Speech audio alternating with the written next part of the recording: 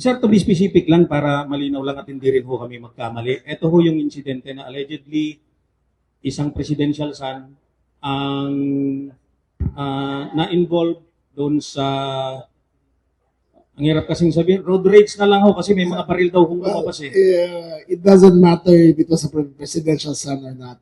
Hmm. Naging ugali na ni Governor Fernando na pag nabiyahe siya ng NLEX ay 4 na lane na occupied niya na walang pwede mag-overtake. So, ang dami na namin nakuha complaint na gano'n na masyado siyang makahari sa lugar niya. So, yung ganyan, ako 11 taon ako ng governor eh, di ba? Hindi ko ginawa yan. Kaya ko ba harangin SLEX, di pinagmumura ko lahat ng tao.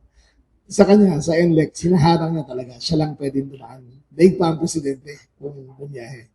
So, irregardless kung sino ang naging victim, that was wrong. Bari yung ginawa niya.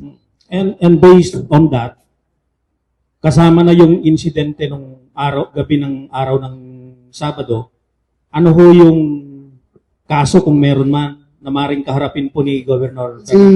Actually, ang LTO tsaka Regional Office 3 ang dapat tanong yun. Sila ang makakaalam ng lahat niya. May sinasabi na nati-threaten daw si Governor Fernando at ang binabanggit ay kayo. Yes, opo.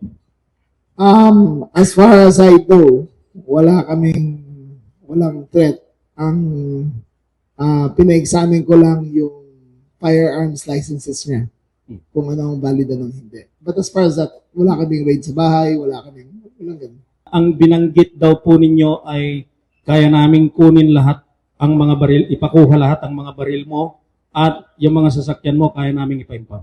Hindi, ang sabi ko, again, pina-examine ko lang kung ano ang 3 firearms were discovered, one is missing.